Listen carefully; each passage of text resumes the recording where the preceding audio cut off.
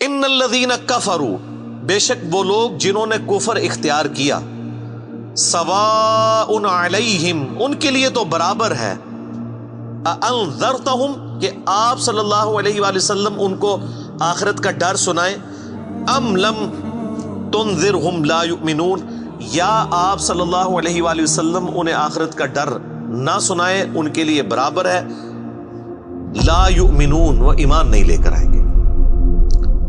اچھا، اس کا یہ مطلب نہیں ہے کہ جو کافر ہے اس کو آپ نے تبلیغ نہیں کرنی ہے۔ تو یہ کتاب ہدایت پوری انسانیت کے لیے، ھدی للناس وبینات من الہدی والفرقان، اس میں امپلائڈ ہے ان الذین کفروا، بے شک وہ لوگ جنہوں نے کفر اختیار کیا ہے، جان بوجھ کے آنکھیں بند کی ہوئی ہیں، جس کو ڈاکٹر اسرار صاحب رحمہ اللہ تعالیٰ بڑی پیاری بات کرتے تھے کہ جو شخص سویا ہوا ہے اس کو تو آپ جگا سکتے ہیں، اور جو آنکھیں بند کر کے لیٹا ہوا ہے اس کو کوئی نہیں اٹھا سکتا، کیونکہ وہ پہلے ہی جاگ رہا ہے، جاگنا چاہتا نہیں ہے۔ تو ایسا شخص جس کے اوپر حق اور باطل واضح ہو چکا ہو، اس کے باوجود وہ جان بوجھ کے کفر کی روش اختیار کرے، اس کے لیے قرآن میں کوئی ہدایت نہیں ہے۔ یہ بڑا خطرناک معاملہ ہے۔ تو اس سے مراد وہ کافر ہے کہ جو حق جاننے کے باوجود جان بوجھ کے اپنی قبیلے کی حمایت کے اندر، اپنی نسلی تعصب کے اندر، یا جیلسی فیکٹر کی وجہ سے، جس طرح یہودی تھے، نبی صلی اللہ علیہ وآلہ وسلم کو ماننے سے انکار کر دیا، وہ سب کے سب اس کیٹیگری میں فال کرتے ہیں۔ ان کے لیے اب آپ ان کو تبلیغ کریں نہ کریں، ان کے لیے برابر ہے، وہ ایمان نہیں لے کر آئیں گے۔ ختم اللہ علی قلوبہم، اللہ نے ان کے دلوں پر مہر لگا دی ہے، سیل کر دیا، یعنی سیل ہو گئی، اب کوئی چیز اس کے اندر داخل نہیں ہو سکتی۔ وعلی سمعہم، اور ان کے کانوں پر بھی، وعلی ابصارہم، اور ان کی آنکھوں پر بھی، غشاوۃ، پردہ پڑ چکا ہے، ولہم عذاب عظیم، اور ان کے لیے بہت بڑا عذاب تیار کر رکھا ہے اللہ نے۔ وَلِعَوْذُ بِاللَّهِ تَعَالَى اللہم اجرنا من النار، اللہم اجرنا من النار، اللہم اجرنا من النار۔ اچھا، قرآن کا طالب علم جب اس طرح کی آیات پڑھتا ہے نا تو وہ پریشان ہو جاتا ہے کہ بھئی قرآن تو بہت سٹریٹ فارورڈ ہے، اور آپ دیکھ رہے ہیں کہ اللہ تعالیٰ کے مزاج میں وہ چیزیں نہیں ہیں جو آپ کو میٹھے میٹھے وائزین بتاتے ہیں۔ اس لیے میں کہتا ہوں کتابوں کا خدا اور ہے اور بابوں کا خدا اور۔ قرآن بہت سٹریٹ فارورڈ ہے، کیونکہ یہ کلام کرنے والا کون ہے؟ اللہ، بے پرواہ ہے، اور وہ اسی پیشن کے ساتھ بات کرے گا تو آپ بھی اللہ کو سیریس لیں گے نا۔ اور اگر آپ کو یہ کہانی کرائی جائے گی، خیر ہے، جیسے ایک نانی ماں ہوتی ہیں، ایک دادی ماں ہوتی ہے، تو اللہ تعالیٰ تو نانی اور دادی سے بھی بڑھ کے رحم کرنے والا ہے۔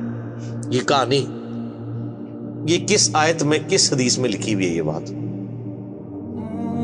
اور میں اس کو پھر اینٹی وینم الزامی جواب کے طور پہ، پھکی کے طور پہ کہتا ہوں کہ اگر یہ نانی دادی اور ماں کے ساتھ آپ اللہ کو تشبیہ دے رہے ہیں اس کی محبت کو، تو کیا یہ نانی دادی اور ماں والی محبت اللہ تعالیٰ کی ابو جہل اور فرعون کے ساتھ بھی ہے؟ تو سارے کہیں گے نہیں۔ تو جو کلمہ پڑھ کے اللہ کے نافرمان اور باغی ہے ان کے ساتھ بھی ہے؟ نہیں۔ جو اللہ کی طرف رجوع لے آئے ان کے لیے، پورے قرآن میں ایک آیت بھی ایسی نہیں ہے کہ جو اللہ کا باغی ہو، رجوع نہ لانے والا ہو، اللہ کہتا ہوں میں اس کو معاف کرنے والا ہوں۔ ہمیشہ یہ ہے کہ جو توبہ کر لے، اپنی اصلاح کر لے، رجوع لے آئے۔ یہ درجنوں آیات ہیں، وہ وقت کے ساتھ آئیں گی، ورنہ تو میں اسی آیت کے اوپر ہی پورا یہ لیکچر ختم کر دوں گا، پھر آپ کا وہ یہ مصحف تو پچھلا تو 9 سال میں ختم ہوا ہے، یہ 18 سال میں بھی ختم نہیں ہونا۔ لیکن جنرل میں بات ضرور کروں گا تاکہ آپ کو ایک کنسیپٹ کلیئر ہو کہ جو باتیں بتائی گئی ہیں بالکل نان سینس باتیں ہیں، اس طرح کا کوئی کنسیپٹ نہیں ہے اسلام کے اندر۔ ایک میرا یوٹیوب پہ کلپ بھی ہے، اللہ کی رحمت سے دھوکا، وہ آپ کلپ دیکھیں، میں نے اس میں کراس ریفرنس کے طور پہ کئی آیات پیش کی ہیں کہ یہ آپ کو بالکل کہانی کرائی گئی ہے۔ اللہ تعالیٰ اپنے معاملات میں بہت سخت ہے۔ اچھا، اس کی وجہ سے بعض لوگوں کے دماغ میں یہ بھی آ جاتا ہے کہ یار اللہ تعالیٰ دیکھو مور لگا دیتا ہے، نعوذ باللہ، اللہ تعالیٰ کی اپروچ بڑی کوئی فنیٹک والی ہے، نعوذ باللہ۔ ایسا نہیں ہے، یہ ان لوگوں کے لیے جو جان بوجھ کے حق سے اناد کرتے ہیں، تو پھر اللہ تعالیٰ کے غضب کا کوڑا ان پہ پڑتا ہے کہ یار ان کو بات سمجھ بھی آ گئی تھی، اس کے باوجود انہوں نے یہ کیا ہے، اب میں ان کو نہیں چھوڑوں گا، اب ان کے اندر ہدایت داخل بھی نہیں ہو سکے گی. یہ بہت، یعنی اس کو کہتے ہیں پوائنٹ آف نو ریٹرن. اب اس پہ اللہ تعالیٰ کو کوئی پوچھ نہیں سکتا، اس کو اللہ نے بین کیا ہے. لا يسأل عما يفعل وهم يسألون. اللہ کو کوئی نہیں پوچھ سکتا اس نے کوئی کام کیوں کیا. اللہ ہر ایک کو پوچھ سکتا ہے. یہ اللہ کو گلہ نہیں کیا جا سکتا.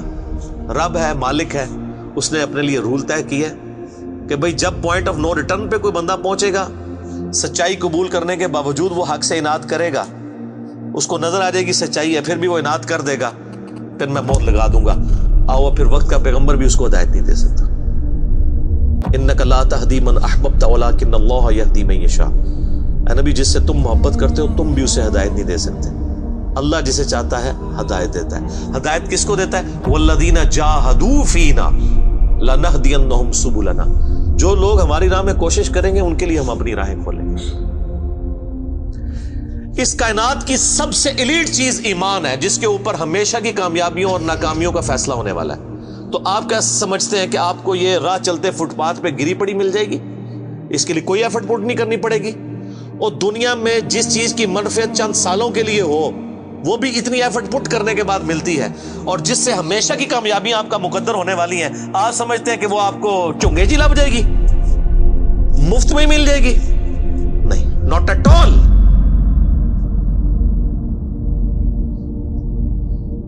میری وائف نے جب پہلی دفعہ قرآن پڑھا نا شادی کے بعد، میں نے اس کو ایک قرآن کلاس ہوتی تھی رمضان شریف میں، تو میں نے کہا میں بچے وغیرہ میں دیکھوں گا، تم نہ صرف ایک دفعہ قرآن پڑھ لو تاکہ تمہیں پتہ چلے قرآن میں لکھا کیا ہوا ہے. قرآن آپ اکیلے بیٹھ کے تو ظاہر ہے اس طرح نہیں ہے، ایک ماحول ہوتا ہے، ایک ڈیکورم ہے، کلاس ہے جس طرح یہاں لوگ بیٹھے. تو رمضان میں پورا قرآن اس نے مکمل کیا نا، تو میں نے اس سے پوچھا تم نے کیا یعنی اس سے حاصل کیا؟ اس نے کہا جی اللہ بہت سخت ہے، اور جس خدا کا تعارف ہمیں ہمارے ماں باپ اور یہ معاشرہ کرواتا ہے وہ خدا نہیں ہے جو قرآن میں ہے. اللہ تو اپنے معاملات میں بہت سخت ہے. یہ کتاب انذار ہے، تبشیر اور بشارت ان کے لیے جو بات مانتے ہیں. جو نہیں مانتے ہیں ان کے لیے عذاب کا کوڑا ہے یہ کتاب. کیونکہ اللہ ہے نا، یہ کائنات اس نے اس لیے بنائی ہے کہ آپ جانوروں کی طرح کھائیں پیئیں، اولاد پیدا کریں اور مر جائیں. انسان کو اس نے اپنے لیے پیدا کیا ہے. پوری کائنات انسان کے لیے اور انسان کو اپنے لیے. وما خلقت الجن والانس الا لیعبدون. اچھا، یہ جو بات ہے نا ختم اللہ علی قلوبہم وعلی سمعہم وعلی ابصارہم، مور لگا دی ان کے دلوں پر، کانوں پر، آنکھوں پر، پردہ ڈال دیا، اب عذاب ہی ان کو آئے گا. یہ آپ نے اگر بات سمجھنی ہے نا تو آپ پارہ نمبر 7 کے آخری صفحے پہ آ جائیں. سورۃ الانعام میں آیت نمبر ہے 110، 7ویں پارے کی آخری آیت. آپ کے یہ بلو والے قرآن میں 142 نمبر پیج کی آخری آیت 110 نمبر. وَنُقَلِّبُ أَفْئِدَتَهُمْ وَأَبْصَارُهُمْ.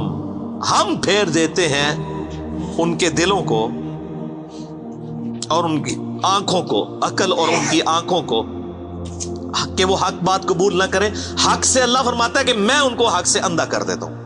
کما لم یؤمنوا به اول مرہ، جس طرح کہ انہوں نے بھی تو پہلی دفعہ جب ان کے اوپر حق کھلا تھا انہوں نے ایمان لانے سے روح گردانی کی تھی نا، اب یہ چاہیں گے بھی نہ تو میں ان کو اسلام کی طرف نہیں آنے دوں.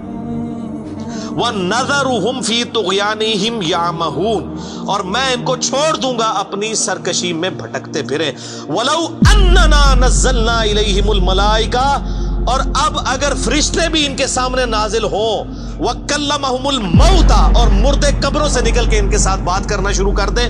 وَحَشَرْنَا عَلَيْهِمْ كُلَّ شَيْءٍ قُبُولًا، اور ہر چیز جن کا ان سے وعدہ کیا تھا ان کی آنکھوں کے سامنے آ جائے، قیامت بھی، عذاب بھی، سب کچھ بھی. مَا كَانُوا لِيُؤْمِنُوا، پھر بھی ایمان نہیں لے کے. یہ ہے سر کتابوں کا خدا. یہ نانی اماں، دادی اماں اور ماما نہیں ہے، یہ اللہ ہے. کتنی سختی ہے کہ فرشتے بھی. اب مجھے بتائیں کسی سے مردہ نکل کے قبر سے کہے کہ میری تو پھینٹی لگ گئی ہے، آپ کو تو پوری زندگی نیند نہیں آنی ہے، لیکن اللہ فرما رہا ہے پھر بھی ایمان نہیں لے کے آئیں گے. کر لو جو کر، یہ اللہ کہہ رہا ہے. آمین. الا ان یشاء اللہ، ہاں اگر اللہ ہی چاہے زبردستی کسی کو اس طریقے سے ہدایت دے تو وہ الگ بات ہے. ولیکن اکثرہم یجہلون، لیکن اکثر لوگ جہالت کا شکار ہیں. وہ اپنی وشفل تھنکنگز کے اندر،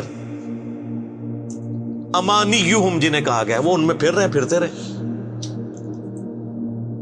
اللہ تعالیٰ اپنے معاملات میں بہت سخت ہے میرے بھائیوں، اللہ کو سیریس لینے کی ضرورت ہے۔ ظاہر ہے اس کائنات کی ایک ہی حقیقت ہے، وہ اللہ ہے، اگر اس کو کوئی سیریس نہیں لیتا تو اللہ تعالیٰ کے لیے کیا ہے؟ وہ تو اپنے نبی سے 3 دفعہ قرآن میں کہلوا رہا ہے، قل انی اخاف ان عصیت ربی عذاب یوم عظیم، اے نبی تم فرما دو کہ بالفرض اگر میں بھی اپنے رب کی نافرمانی کروں تو مجھے خود اس بات کا ڈر لگا ہے کہ بڑے دن کا عذاب مجھے بھی آ پکڑے گا۔ جی سورۃ الانعام، سورہ یونس، سورہ الزمر، 3 سورتوں میں یہ ایک آیت 3 دفعہ آئی ہے۔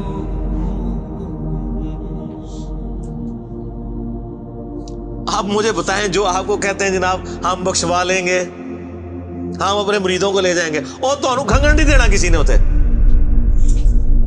تو یہ اس لیے کہ نہ انہوں نے خود قرآن پڑھا ہوا ہے اور نہ آپ کو پڑھنے دیں گے، ورنہ آپ کا دماغ کھل جائے۔ او جی گاڈ از آل لونگ، یہ کرسچنز نے بھی ایک دھوکہ دیا ہے نا، گاڈ از آل لونگ، تو میں نے ان کو بھی پھکی دی تھی کہ اگر گاڈ از آل لونگ ہے اور وہ آل لونگ کا کانسیپٹ پھر صوفیاء کے ہاں ادھر مسلمانوں میں بھی داخل ہوا، وہ جی اللہ کو ہماری نمازیں چاہیے، اور سر اللہ نے کب کہا مجھے تمہاری نمازیں چاہیے؟ اللہ کہتا ہے تمہیں تمہارے لیے نمازیں چاہیے، اللہ کے لیے نہیں، اپنے لیے۔ گاڈ از آل لونگ، او آل لونگ اس کے لیے ہے جو اس کا بندہ بن جائے گا، باغی کے لیے نہیں۔ تو پھر میں نے ان کو دنیاوی طور پہ ایک الزامی جواب، اینٹی وینم پھکی دی ہے کہ بتاؤ تمہارے دشمن کی بھی بیوی ہو اگر کوئی، اور اس کے چھوٹے چھوٹے 4 بچے ہوں، کیا تم اپنے دشمن کے لیے خواہش رکھو گے کہ اس کی بیوی چھوٹے چھوٹے 4 بچے چھوڑ کے مر جائے اور اس کے بچے سوتیلی ماں کے ہاتھوں پٹتے رہے، ان کے مینٹل ماڈلز تک بدل جائیں؟ سارے کہیں گے نہیں نہیں جی، کیوں نہیں؟ دل پسیجتا ہے۔ اچھا آپ کا دل پسیجتا ہے اور آپ نے ہمیں یہ کہانی کرائی ہے کہ اللہ تعالیٰ ماں سے اتنے گنا اور دادی سے اتنے گنا اور نانی سے اتنے گنا محبت کرتا ہے، تو وہ اللہ روزانہ ہزاروں ایسی عورتوں کو موت کیوں دیتا ہے جن کے 4 چھوٹے چھوٹے بچے ہوتے ہیں؟ اس پہ ساروں کی زبانیں گنگ ہو جاتی ہیں۔ اگر وہ آل لونگ ہے کیوں موت دیتا ہے؟ آپ تو اپنے دشمن کی بیوی کو بھی موت نہ دیں، وہ روزانہ ہزاروں ایسی ماؤں کو موت کیوں دیتا ہے جن کے چھوٹے چھوٹے بچے ہوتے ہیں؟ اس کا مطلب ہے آپ نے جو احساسات ڈیولپ کیے ہوئے ہیں کہ اللہ اپنے بندوں کے ساتھ یہ کرتا ہے، وہ نہیں ہے۔ اللہ اپنے احساسات کا اسیر نہیں ہے، اللہ کے وہ جذبات نہیں ہیں جو آپ کے ہوتے ہیں، وہ بے پرواہ ہے۔ ہاں جو اس کا ہو جائے نا اس کے لیے معاملہ الگ ہے۔ وہ صحیح بخاری میں حدیث ہے کہ جس نے میرے ولی کے ساتھ دشمنی کی میرا اعلان جنگ ہے اس کے خلاف، اور انسان میرا قرب نہیں حاصل کرتا مگر فرائض کے ذریعے اور نوافل پہ استقامت کے ذریعے اس لیول پہ پہنچ جاتا ہے کہ میں اس کے ہاتھ بن جاتا ہوں جس سے وہ پکڑتا ہے، میں اس کے کان بن جاتا ہوں جس سے وہ سنتا ہے، میں اس کی آنکھیں بن جاتا ہوں جس سے وہ دیکھتا ہے، میں اس کے پاؤں بن جاتا ہوں جس سے وہ چلتا ہے۔ اچھا ادھر ہی حدیث روک دیتے ہیں صوفیاء اور وہ کہتے ہیں نہیں وہ خود ہی خدا بن گیا، ایتھوں ہاتھ پائے گا انجو ہو جائے گا۔ وہ آگے پڑھو کیا لکھا ہوا ہے، وہ جب اپنے دشمن کے اگینسٹ مجھ سے پناہ طلب کرتا ہے میں اسے پناہ عطا کرتا ہوں۔ اگر وہ اللہ ہی سے پناہ طلب کر رہا ہے تو وہ پھر ہاتھ مارنے جو تو نا یہ ہاتھ بن جاتا ہوں، پاؤں بن جاتا ہوں، کان بن جاتا ہوں، اس سے مراد یہ کہ اس کا اوڑھنا بچھونا پھر میں ہی بن جاتا ہوں۔ قل ان صلاتی و نسکی و محیای و مماتی للہ رب العالمین، اے نبی تم فرما دو بے شک میری نماز، میری قربانی، میرا جینا، میرا مرنا سب اللہ کے لیے۔ اوڑھنا بچھونا اللہ بن جاتا ہے۔ اس حدیث کے آگے الفاظ ہیں، اللہ تعالیٰ فرماتا ہے مجھے کبھی کسی معاملے میں ہچکچاہٹ نہیں ہوتی سوائے ایک معاملے کے کہ جب مجھے اپنے کسی مومن بندے کو موت دینی پڑتی ہے۔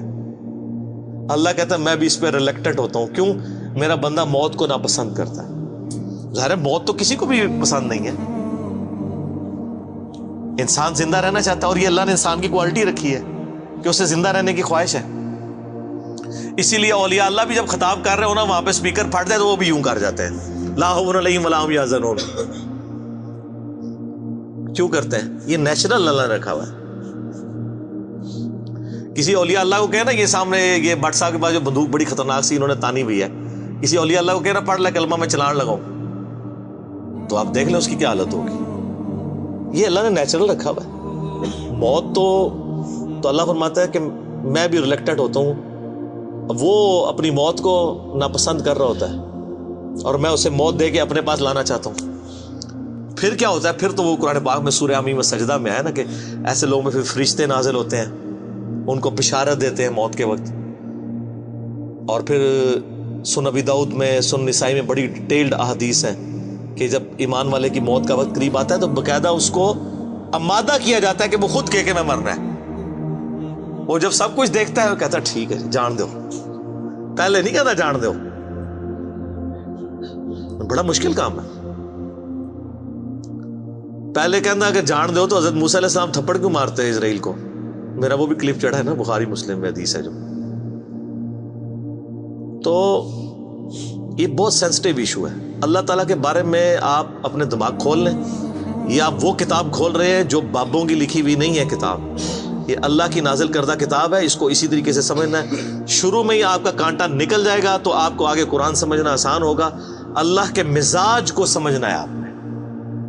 اور یہ دماغ میں بات طے کر لینی ہے کہ بابوں کا خدا اور ہے اور کتابوں کا خدا اور. یہ آپ جو پڑھ رہے ہیں نا یہ وہ خدا ہے جس کا تعارف محمد رسول اللہ صلی اللہ علیہ وآلہ وسلم نے آپ کو کروایا. یہ وہ خدا ہے جس کا تعارف پیغمبروں نے کروایا اور پیغمبروں نے ان کتابوں کے ذریعے کروایا جو اللہ نے ان پہ نازل کی تھی. یہ مولانا روم کے مثنوی شریف والا خدا نہیں ہے، یہ قرآن شریف والا خدا ہے.